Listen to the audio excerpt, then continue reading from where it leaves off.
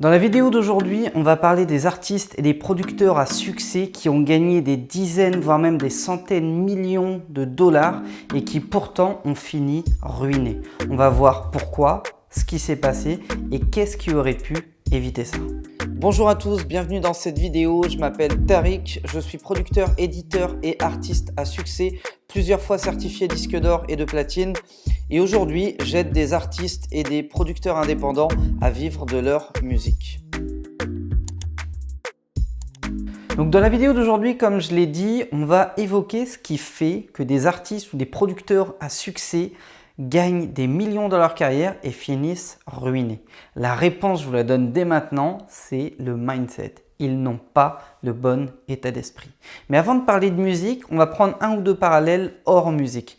Est-ce que vous connaissez l'acteur Johnny Depp ? C'est le fameux Jack Sparrow dans Pirates des Caraïbes, c'est l'ex de Vanessa Paradis, etc., etc. Johnny Depp aurait gagné dans sa carrière près de 900 millions de dollars.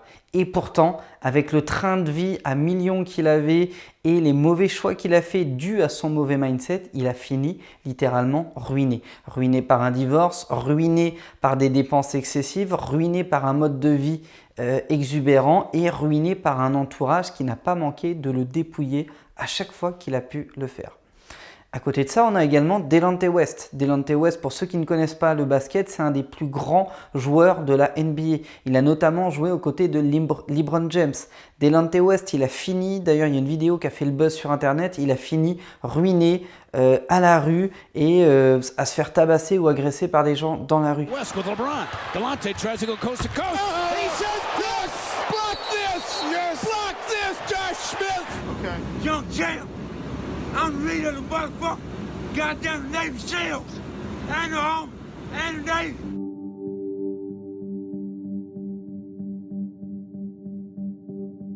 Pourtant, Delonte West, il a gagné des millions également. Aujourd'hui, il est ruiné. Et puis le dernier exemple, c'est Mike Tyson. Mike Tyson, c'est pareil. Alors depuis, il a rebondi, heureusement pour lui, mais il est passé d'une carrière de boxeur à être une star mondiale. Il a gagné des centaines de millions de dollars dans sa carrière et il a tout perdu par un mauvais mindset, mauvaise gestion, mauvais entourage. Heureusement, il a pu se rattraper. Entre-temps, il a monté un spectacle, il a fait une série Netflix, il est apparu dans des films, il a écrit un livre, etc., etc. Donc ça va, il a été capable de changer son mindset, de se remettre en selle et du coup de remonter la pente et de nouveau faire fortune, ce qui en soi est génial pour son exemple. Mais ce qu'ont eu en commun ces différents acteurs ou sportifs, c'est qu'ils n'avaient pas le bon mindset, ils n'étaient pas préparés.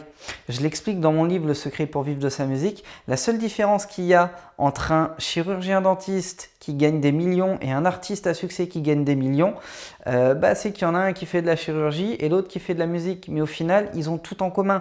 Les deux sont capables de générer des fortunes sans avoir de compétences spécifiques, techniques en gestion. Les deux sont capables de créer de la valeur.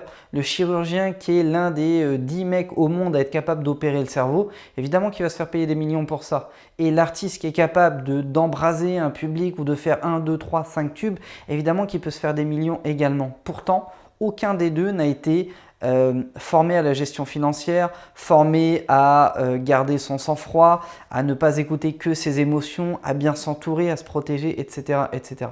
Et bien dans la musique, on n'échappe pas à cette règle. Si les sportifs sont capables de sombrer, si les comédiens sont capables de sombrer, si un boxeur aussi célèbre que Mike Tyson a été capable d'être ruiné, bien, il y a également des artistes qui l'ont été. Et l'exemple dont j'aimerais parler aujourd'hui, c'est Scott Storch. Scott Storch, les plus jeunes ne connaissent pas, mais ceux qui sont nés dans les années 80 au moins savent qui c'est. C'est le beatmaker derrière certains tubes de 50 Cent, de Beyoncé, de Jay-Z, de Timbaland, etc., etc. Il a produit pour la terre entière. Il a gagné des millions. La fortune de Scott Storch, elle a été estimée à près de 100 millions de dollars. Et pourtant, il a tout perdu. Tout perdu. Comment est-ce qu'il a fait ? Déjà, la cocaïne, ça n'aide pas. Les voitures à 2 millions de dollars, la bagnole, ça n'aide pas. Il a acheté un yacht à 40 millions, ça n'aide pas. Et puis, il est sorti avec des Paris Hilton, des Kim Kardashian, etc., etc. Forcément, le train de vie également, il passe. Elles, ce sont des milliardaires, filles de milliardaires. Lui, c'est juste un beatmaker qui a gagné des millions. ce qui déjà en soi n'est pas mal. Mais ce qui a fait qu'il a tout perdu, c'est son mindset. C'est qu'à aucun moment il s'est dit « Ok, j'ai gagné, du coup je vais investir pour que ça continue de rentrer ». À aucun moment il s'est dit « J'ai un entourage malsain autour de moi qui me pompe du fric sans même que je m'en rende compte ». À aucun moment il s'est dit « Pourquoi personne ne me sert de garde-fou quand j'ai envie d'aller claquer des fortunes dans de la cocaïne ?» Et c'est ça le problème qu'il a eu, et c'est ça le problème que beaucoup d'artistes ont. Aujourd'hui, vous voyez des artistes être des stars, même en France, rien qu'à notre échelle en France. Ils vont gagner plusieurs centaines de milliers d'euros par an. Ils vont vous montrer des belles voitures dans les clips, des belles villas, des belles femmes ou des beaux hommes, etc., etc. Tout va bien pour eux. Et effectivement, tout va bien pour eux. Aujourd'hui, ça roule. Mais dans 5 ans, quand ils seront plus dans la tendance, qu'ils n'arriveront plus à vendre de dates très chères ou qu'ils n'arriveront plus à faire de tubes, qu'est-ce qui va se passer ? Ils vont continuer de maintenir ce train de vie-là, sauf que quand tu vis avec 10 000 euros par mois et que tu ne gagnes plus que 2 000 euros par mois, il y a un gros déséquilibre qui se crée. Et tu tiens l'illusion peut-être 3 ans, 5 ans, 10 ans si tu es très très bon et si tu t'endettes, mais au bout de 10 ans, les masques tombent. Et au bout de 10 ans, tu te retrouves dans la merde, tu te retrouves à rendre les clés de ton appart ou de ta maison, à rendre les clés de tes voitures, etc. etc. Et tu vois qu'autour de toi, le ménage se fait de manière assez naturelle. Alors, qu'est-ce qu'il faut faire pour éviter ça? Il faut faire 3 choses. La première chose, c'est d'investir. Faites pas de conneries. Et là, je m'adresse aux artistes et producteurs qui commencent à gagner de l'argent dans la musique, à gagner des belles sommes. Faites pas de conneries. Et quand je dis ça, je l'ai faite, la connerie. Les premiers gros gains que j'ai gagnés dans la musique, je les ai cramés bêtement en voyageant. Et à la fin, il ne me restait plus rien. Donc, la deuxième grosse vague de gains que j'ai fait, je l'ai immédiatement investi. Investissez-la, soit en vous, dans de la formation, dans des livres, dans gagner en compétences, progresser. Ce qui fait qu'on n'est jamais en galère, c'est quand on a des compétences qui valent cher sur le marché. Si je suis l'un des 10 meilleurs ingé-sons du monde, parce que je me suis formé pour l'être, j'aurai jamais de problème dans la vie.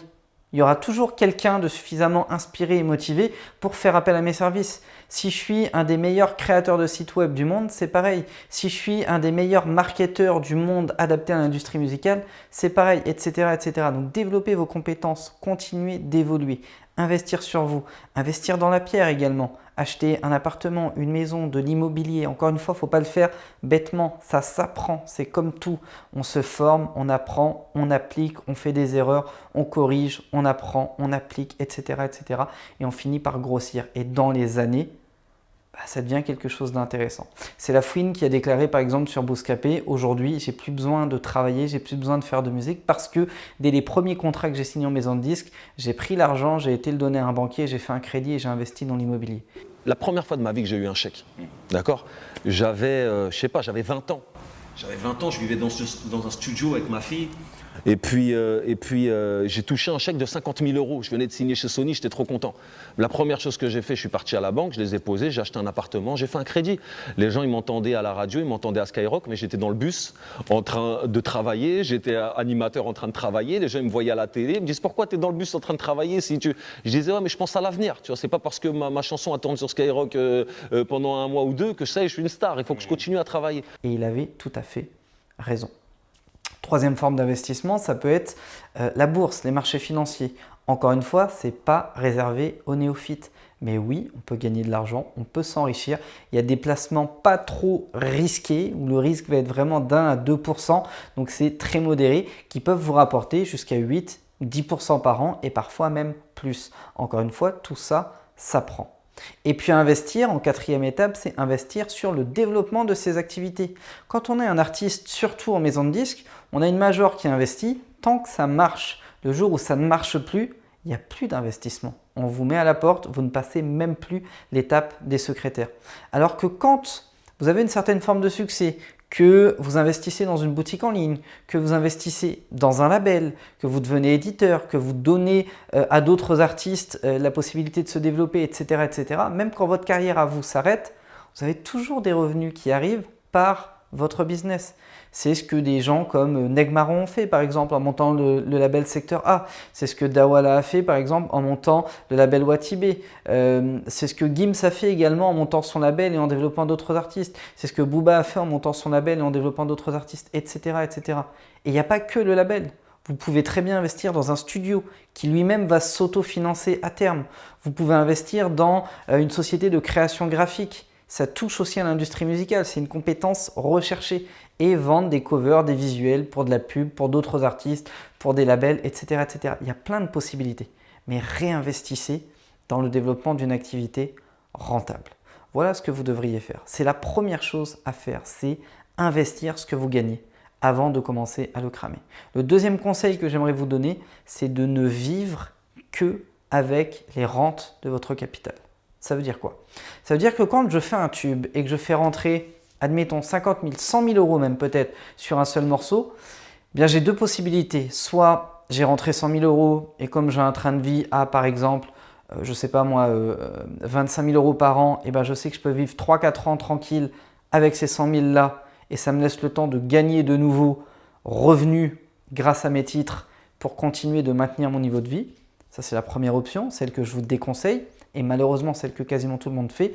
Et la deuxième option, c'est de se dire, ok, j'ai 100 000, je vais garder une partie pour me faire plaisir, je vais garder une partie en filet de sécurité et je vais peut-être réinvestir, admettons, 50 000 euros dans l'achat d'un petit studio, d'un petit 2 pièces en province. Et grâce à ça, je vais peut-être générer 500 euros de loyer mensuel. Donc à l'année, ça fait pas loin de 6 000 euros. Vous retirez les diverses charges, il va peut-être rester 5 000 euros à la fin. Eh bien 5 000 euros par an, c'est déjà mieux que rien. Et l'idée, c'est de vivre que sur les revenus de vos capitaux. Ça veut dire qu'effectivement, pour avoir un train de vie de star, il va falloir gagner plus de 100 000 euros et bien les investir. Mais ça veut aussi dire qu'une fois que c'est fait, vous êtes tranquille quasiment à vie. Quasiment à vie. Vous pouvez facilement vous générer 1000, 2000, 3000 euros de revenus récurrents, mensuels, que ce soit via un business, un studio, une agence de graphisme, de clips vidéo ou quoi que ce soit, plus un petit peu d'immobilier, plus vos droits, plus autre chose, peu importe. Mais vous pouvez très bien vivre uniquement de vos rentes et non pas de votre capital. De cette manière, votre capital est préservé et en même temps, vous continuez de gagner de l'argent, de maintenir votre niveau de vie et de vous enrichir, tout simplement.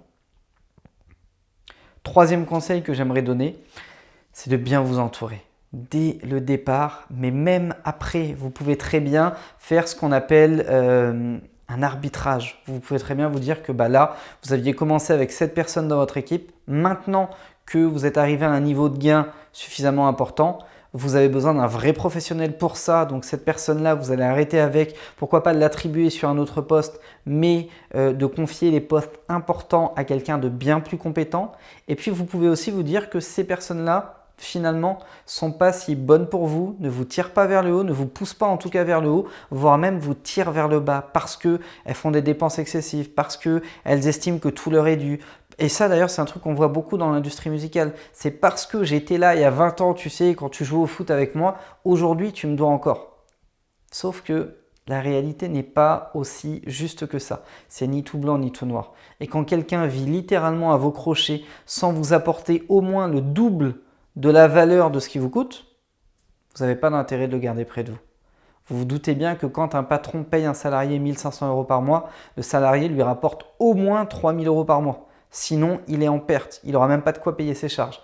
Et la plupart du temps, quand votre patron vous paye 1 500 balles par mois, c'est qu'il gagne au moins 3 à 5 fois ce que vous lui coûtez. Sinon, ça n'a aucun intérêt. Là, c'est un petit peu le même principe.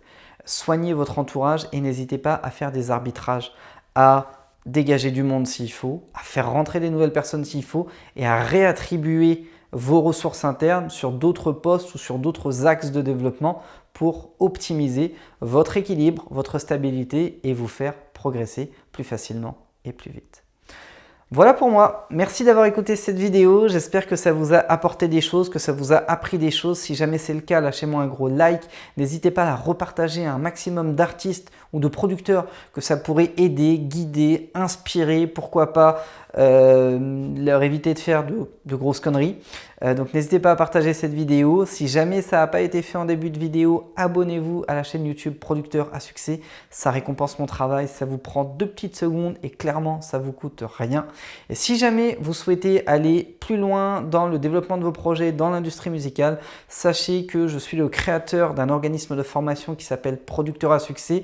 Et au sein de cet organisme, on a une formation qui est la formation PIS 3.0, producteur, éditeur et artiste à succès. Je vous mets le programme en lien dans la description de cette vidéo. N'hésitez pas à aller y jeter un coup d'œil si vous souhaitez vraiment vous professionnaliser ou même vous lancer dans l'industrie musicale avec les bons outils, les bonnes bases, les bonnes connaissances et avec le bon réseau. Merci à tous, je vous souhaite le meilleur pour la suite et je vous dis ciao ciao.